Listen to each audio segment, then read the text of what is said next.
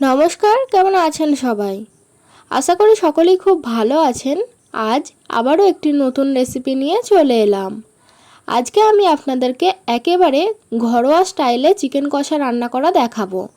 যদিও এর আগে আমার চ্যানেলে চিকেনের অনেক রকম ভ্যারাইটির রেসিপি দেওয়া আছে, যেমন চিকেন চাপ, চিকেন রেজালা, চিকেন কষাও আছে, তবে অন্যরকম। আর আজ আমি একদম ঘরোয়া স্টাইলে চিকেন কষা রান্না করা দেখাবো। তো চলুন দেখে নিন রেসিপিটি।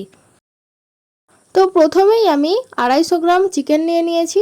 চিকেনটাকে ম্যারিনেট করে নেব। তার জন্য এখানে দিচ্ছি লবণ, 1 চামচের মতো লবণ, 1 চামচ হলুদ গুঁড়ো, হাফ চামচ লঙ্কার গুঁড়ো আর 1 চামচ জিরে ও ধনের গুঁড়ো। আর দিচ্ছি 50 গ্রামের মতো সর্ষের তেল। একটু ভালোভাবে মাখিয়ে নেব।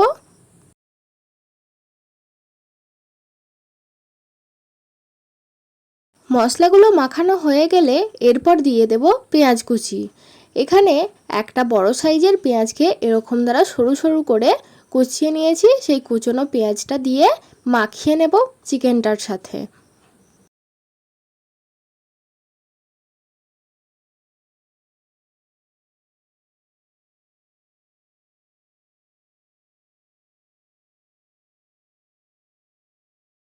পেঁয়াজ ও মশলা চিকেনের সাথে খুব ভালোভাবে ম্যারিনেট করা হয়ে গেছে।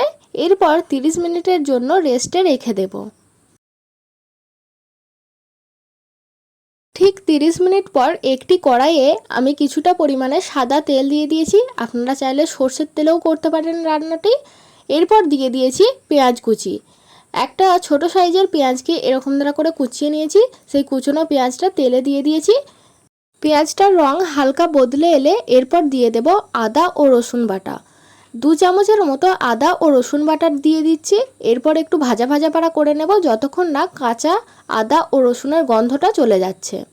আর দিয়ে দিচ্ছি জিরে বাটা। 1 চামচের মতো গোটা জিরেকে বেটে নিয়েছিলাম, সেই বাটা জিরে দিয়ে দিচ্ছি। 2 মিনিট একটু ভাজা ভাজা পাড়া করে নেব। আদা ও রসুনের কাঁচা গন্ধ চলে গেলে এরপর দিয়ে দেব 1 চামচের মতো কাশ্মীরি লঙ্কার গুঁড়ো, যাতে রঙটা সুন্দর আসে। আর এখানে আদার্স কোনো মশলা ব্যবহার করব না, যেহেতু ম্যারিনেট করার সময় সমস্ত মশলা দিয়ে দিয়েছিলাম। আর দেব 2টো তেজপাতা।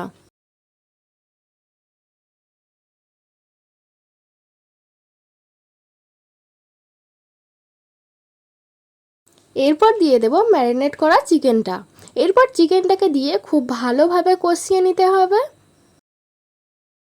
চিকেনটা যত কষাতে থাকবেন রান্নাটার টেস্ট ঠিক ততই বেশি হবে। তো চেষ্টা করবেন একটু সময় নিয়ে চিকেনটা কষিয়ে নেওয়ার। আমি এখানে প্রায় 20 থেকে 25 মিনিটের মতো চিকেনটা কষিয়ে নিয়েছি। দেখুন 8-10 মিনিট নাড়াচাড়া করার পর মশলাটা থেকে তেল বের হয়েছে, কিন্তু এখনই আমি জল দিয়ে দেব না। এই তেলের মধ্যেই মাংসটা 50%-এর মতো সেদ্ধ করে নেব। আমি ইন্ট্রোর প্রথমেই বলেছিলাম যে চিকেনের অনেক রকম ভ্যারাইটি আমার চ্যানেলে দেওয়া আছে, যেমন চিকেন চাপ, চিকেন রেজালা, চিকেন কষাও আছে। আপনারা যদি দেখতে চান ডেসক্রিপশন বক্সে লিংক দেওয়া আছে, আপনারা চেক করে নিতে পারেন। মাঝখানে আমি একবার ঢাকনা দিয়ে দিয়েছিলাম যাতে চিকেনটা তাড়াতাড়ি সেদ্ধ হয়ে যায়। চিকেনটা থেকে অনেকটা পরিমাণে তেল বের হয়ে গেছে। এরপর আমি দিয়ে দেব জল, পরিমাণ মতো জল দিচ্ছি, বেশি জল দিচ্ছি না, কেননা কষা কষা হবে। এরপর 10 মিনিটের মতো রান্না করে নিলেই চিকেনটা সেদ্ধ হয়ে যাবে আর রান্নাটাও রেডি হয়ে যাবে।